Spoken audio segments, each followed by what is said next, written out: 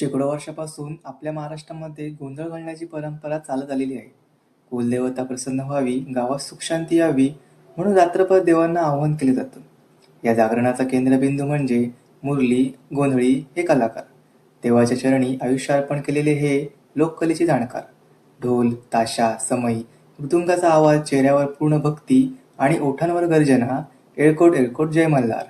गोंधळातील प्रत्येक हालचाल ही पूजा आणि प्रत्येक ठेका ही प्रार्थना. देवाच्या कथा, मातेचा महिमा या सगळ्या गोष्टी गाणं, नृत्य आणि लयीतून प्रकट होतात. पण गोंधळाचा खरा क्षण तो जेव्हा कधी कोणत्या क्षणी कलाकारावर देव अवतरते. त्या क्षणी पूर्ण माहोल बदलतो, भक्ती आणि नाच सगळंच पेटून उठतं. पहाटेची आरती झाली की जागरण संपतं. पण ज्यांना हा गोंधळ अनुभवतो त्यांच्या मनात देवाचा नाद मात्र दिवसभर घुमत राहतो. जागरण गोंधळ हा फक्त कार्यक्रम नाही, हा महाराष्ट्राच्या श्रद्धेचा अखंड वारसा आहे. आजही महाराष्ट्राच्या गावागावात ही परंपरा तितक्याच श्रद्धेने घुमते. कारण जागरण गोंधळ हा केवळ कार्यक्रम नाही, ही महाराष्ट्राच्या लोकविश्वाची सर्वात जिवंत परंपरा.